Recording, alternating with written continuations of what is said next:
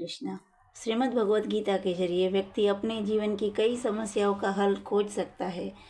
दरअसल गीता में महाभारत युद्ध के दौरान कुरुक्षेत्र में भगवान श्री कृष्ण ने जो उपदेश दिए थे वह सभी गीता में बताए गए हैं। श्रीमद् भगवद गीता पवित्र ग्रंथों में से एक है। गीता में ज्ञान, भक्ति और कर्म योग का बहुत ही अच्छे से ढंग से समझाया गया है। श्रीमद् भगवद गीता के दूसरे अध्याय का नाम सांख्य योग है। इस अध्याय में भगवान श्री कृष्ण ने पुरुष की प्रकृति और उसके अंदर मौजूद तत्वों के बारे में बताया है। इसमें जीवन की दो प्राचीन परंपराओं का वर्णन किया गया है। आइए हम गीता जी के दूसरे अध्याय सुनते हैं। संजय बोले, इस प्रकार करुणा से व्याप्त और आंसुओं से पूर्ण तथा व्याकुल नेत्रों वाले शोक युक्त उस अर्जुन के प्रति भगवान मधुसूदन ने यह वचन कहे। श्री भगवान बोले, हे अर्जुन, तुझे इस समय में यह मोह किस हेतु से प्राप्त हुआ? क्योंकि न तो यह श्रेष्ठ पुरुषों द्वारा आचरित है, न स्वर्ग को देने वाला है और न कीर्ति को देने वाला ही है। इसीलिए हे अर्जुन, नपुंसकता को मत प्राप्त हो। तुझ में यह उचित नहीं जान पड़ती है। परतप हृदय की तुच्छ दुर्बलता को त्याग कर युद्ध के लिए खड़ा हो जा। अर्जुन बोले, हे मधुसूदन, मैं रणभूमि में किस प्रकार बाणों से भीष्म पितामह और द्रोणाचार्य में विरुद्ध लड़ूंगा? क्योंकि हे हरिसूदन, वे दोनों ही पूजनीय है। इसलिए इन महाअनुभव गुरुजनों को न मारकर मैं इस लोक में भिक्षा का अन्न भी खाना कल्याणकारक समझता हूँ। क्योंकि गुरुजनों को मारकर भी इस लोक में रुधिर से सने हुए अर्थ और कामरूप भोगों को ही तो भोगूंगा। हम यह भी नहीं जानते कि हमारे लिए युद्ध करना और न करना इन दोनों में से कौन सा श्रेष्ठ है, अथवा यह भी नहीं जानते कि उन्हें हम जीतेंगे या हमको वो जीतेंगे। और जिनको मारकर हम जीना भी नहीं चाहते, वे ही हमारे आत्मीय धृतराष्ट्र के पुत्र हमारे मुकाबले खड़े हैं। इसीलिए कार्यरता रूप दोष से उपरत हुए स्वभाव वाला तथा धर्म के विषय में मोहित चित हुआ मैं आपसे पूछता हूँ कि जो साधन निश्चित कल्याणकारक हो वह मेरे लिए कहिए। क्योंकि मैं आपका शिष्य हूँ, इसीलिए आपके शरण में हुए मुझको शिक्षा दीजिए। क्योंकि भूमि में निष्कष्ट धन धान्य संपन्न राज्य को और देवताओं के स्वामित्व को प्राप्त होकर भी मैं इस उपाय को नहीं देखता हूँ जो मेरी इंद्रियों को सुखाने वाले शोक को दूर कर सके। संजय बोले, हे राजन, निंद्रा को जीतने वाले अर्जुन अंतर्यामी श्री कृष्ण महाराज के प्रति इस प्रकार कहकर फिर श्री गोविंद भगवान से युद्ध नहीं करूँगा यह स्पष्ट कहकर चुप हो गए। हे भारतवंशी धृतराष्ट्र, अंतर्यामी श्री कृष्ण महाराज ने दोनों सेनाओं के बीच में शोक करते हुए इस अर्जुन को हंसते हुए यह सब वचन बोले। श्री भगवान बोले, हे अर्जुन, तू न शोक करने योग्य मनुष्यों के लिए शोक करता है और पंडितों के वचनों को कहता है, परंतु जिनके प्राण चले गए हैं उनके लिए और जिनके प्राण नहीं गए हैं उनके लिए भी पंडित जन शोक नहीं करते। न तो ऐसा ही है कि मैं किसी काल में नहीं था, तू नहीं था, अथवा ये राजलोग नहीं थे, और न ऐसा ही है कि इससे आगे हम सब नहीं रहेंगे। जैसे जीवात्मा की इस देह में बालकल्पन, जवानी और वृद्धावस्था होती है, वैसे ही अन्य शरीर की प्राप्ति होती है। इस विषय में धीर पुरुष मोहित नहीं होता। हे कुंती पुत्र, सर्दी, गर्मी और सुख दुख को देने वाले इंद्रिय और विषयों के संयोग तो उत्पत्ति विनाशील और अनित्य है। इसीलिए हे भारत, उनको तू सहन कर। क्योंकि पुरुष श्रेष्ठ दुख सुख को समान समझने वाले जिस धीर पुरुष का ये इंद्रियों और विषयों के संयोग व्याकुल नहीं करते, वह मोक्ष के योग्य होता है। अस्त वस्तु की तो सत्ता नहीं है और सत्य का अभाव नहीं है। इस प्रकार इन दोनों का ही तत्वज्ञानी पुरुष द्वारा देखा गया है। नाश रहित तो तू इसको जान, जिससे यह संपूर्ण जगत दृश्य वर्ग व्याप्त है। इस अविनाशी का विनाश करने में कोई भी समर्थ नहीं है। इस नाश रहित अप्रमेय नित्य स्वरूप जीवात्मा के ये सब शरीर नाशवान कह गए हैं। इसीलिए भारतवंशी अर्जुन, तू युद्ध कर। जो इस आत्मा को मारने वाला समझता है तथा जो इसको मरा मानता है, वे दोनों ही नहीं जानते। क्योंकि यह आत्मा वास्तव में न तो किसी को मारता है और न किसी द्वारा मारा जाता है। यह आत्मा किसी काल में भी न तो जन्मता है और न मरता ही है, तथा न यह उत्पन्न होकर फिर होने वाला ही है। क्योंकि यह अजन्मा, नित्य, सनातन और पुरातन है। शरीर के मारे जाने पर भी यह नहीं मारा जाता। हे पृथापुत्र अर्जुन, जो पुरुष इस आत्मा को नाश रहित, नित्य, अजन्मा और अव्यय जानता है, वह पुरुष कैसे किसको मरवाता है और कैसे किसको मारता है। जैसे मनुष्य पुराने वस्त्र को त्याग कर दूसरे नए वस्त्र को ग्रहण करता है, वैसे ही जीवात्मा पुराने शरीर को त्याग कर दूसरे नए शरीर को प्राप्त होता है। इस आत्मा को शस्त्र नहीं काट सकते हैं, इसका आग नहीं जला सकती, इसको जल नहीं गला सकता और वायु नहीं सुखा सकता, क्योंकि यह आत्मा अच्छेद है। यह आत्मा अद्रा, अक्लेद और निसंदेह अशोष्य है तथा यह आत्मा नित्य, सर्वव्यापी, अचल, स्थिर रहने वाला और सनातन है। यह आत्मा अव्यक्त है, यह आत्मा अचिंत्य है और यह आत्मा विकार रहित कहा जाता है। इससे हे अर्जुन, इस आत्मा को उपयुक्त प्रकार से जानकर तू शोक करके योग्य नहीं है, अर्थात तुझे शोक करना उचित नहीं है। किंतु यदि तू इस आत्मा को सदा जन्मने वाला तथा सदा मरने वाला मानता हो, तो भी यह महाबाहो तू इस प्रकार शोक करने योग्य नहीं है, क्योंकि इस मान्यता के अनुसार जन्मे हुए की मृत्यु निश्चित है और मरे हुए का जन्म निश्चित है। इससे भी इस बिना उपाय वाले विषय में तू शोक करने योग्य नहीं है। हे अर्जुन, संपूर्ण प्राणी जन्म से पहले अप्रकट थे और मरने के बाद भी अप्रकट हो जाने वाले हैं, केवल बीच में ही प्रकटते हैं। फिर ऐसी स्थिति में क्या शोक करना है। कोई एक महापुरुष ही इस आत्मा को आश्चर्य की भांति देखता है और वैसे ही दूसरा कोई महापुरुष ही इसके तत्व का आश्चर्य की भांति वर्णन करता है तथा दूसरा कोई अधिकारी पुरुष ही इस आश्चर्य की भांति सुनता है और कोई तो सुनकर भी उसको नहीं जानता। हे अर्जुन, यह आत्मा सबके शरीर में सदा ही अवेद्य, जिसका वध नहीं किया जा सके है। इस कारण संपूर्ण प्राणियों के लिए तू शोक करने योग्य नहीं तथा अपने धर्म को देखकर भी तू भय करने योग्य नहीं है, अर्थात तुझे भय नहीं करना चाहिए, क्योंकि क्षत्रिय के लिए धर्मयुक्त युद्ध से बढ़कर दूसरा कोई कल्याणकारी कर्तव्य नहीं है। हे पार्थ, अपने आप प्राप्त हुए और खुले हुए स्वर्ग के द्वार रूप इस प्रकार के युद्ध को भाग्यवान क्षत्रिय लोग ही पाते हैं। किंतु यदि तू इस धर्मयुक्त युद्ध को नहीं करेगा तो स्वधर्म और कीर्ति को खोकर पाप को प्राप्त होगा तथा सब लोग तेरी बहुत काल तक रहने वाली अपकीर्ति का भी कथन करेंगे, और माननीय पुरुष के लिए अपकीर्ति मरण से भी बढ़कर है। जिन जिन योद्धाओं की दृष्टि में तू पहले सम्मानित हुआ है, वे महारथी लोग तुझे डर के कारण युद्ध भूमि से हटा हुआ समझकर तुच्छ मानेंगे। तेरे वेरी लोग तेरे सामर्थ्य की निंदा करते हुए तुझे बहुत से न कहने योग्य वचन भी कहेंगे। इससे अधिक दुख और क्या होगा। या तो तू युद्ध में मारा जाकर स्वर्ग को प्राप्त होगा अथवा संग्राम में जीतकर पृथ्वी का राज्य भोगेगा।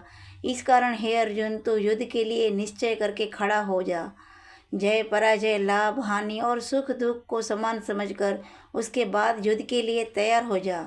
इस प्रकार युद्ध करने से तू पापों को नहीं प्राप्त होगा।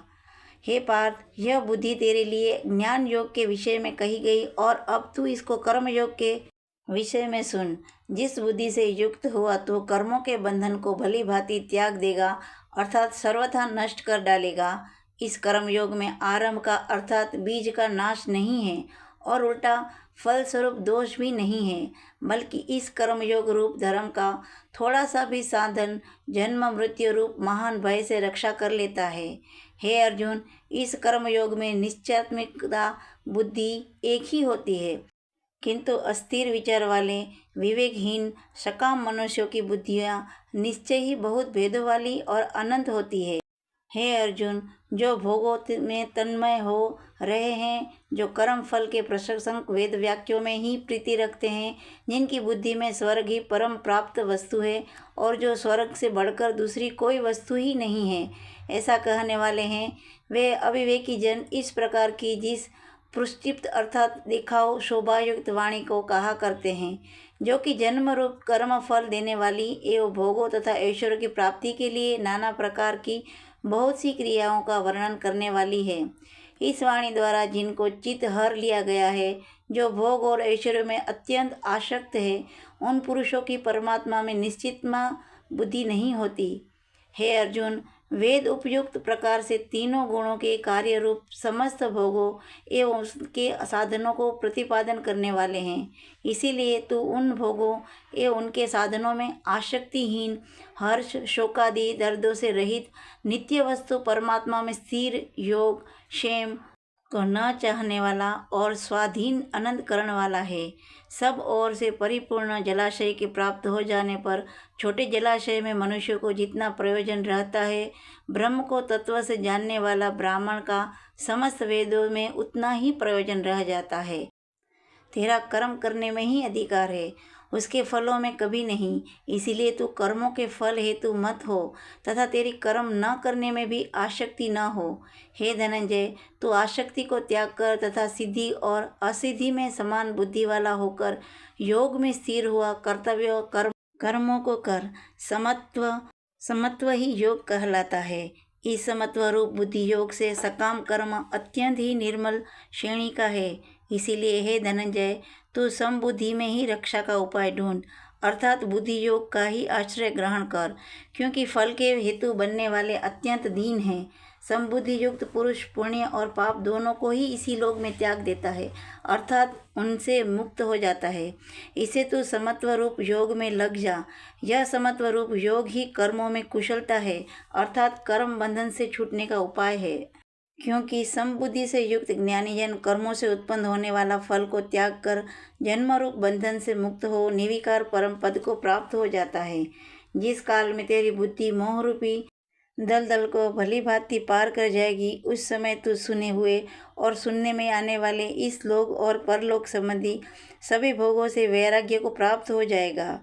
वैदिक ज्ञान के वचनों को सुनने से विचलित हुए तेरी बुद्धि जब एकनिष्ठ और स्थिर हो जाएगी, तब तो आत्मा साक्षात्कार करके इस दिव्य चेतना रूप परमात्मा को प्राप्त हो जाएगा। अर्जुन बोले, हे केशव, समाधि में स्थिर परमात्मा को प्राप्त हुए स्थिर बुद्धि पुरुष का क्या लक्षण है? वह स्थिर बुद्धि पुरुष कैसे बोलता है, कैसे बैठता है और कैसे चलता है? श्री भगवान बोले, हे अर्जुन, जिस काल में यह पुरुष मन में स्थिर संपूर्ण कामनाओं को भली भांति त्याग देता है और आत्मा से आत्मा में ही संतुष्ट रहता है, उस काल में वह स्थिर प्रज्ञ कहलाया जाता है। दुखों की प्राप्ति होने पर जिसके मन में उद्वेग नहीं होता, सुखों की प्राप्ति में स्वतः निष्पृह है तथा जिसका राग भय और क्रोध नष्ट हो गए हैं, ऐसा मुनि स्थिर बुद्धि कहलाया जाता है।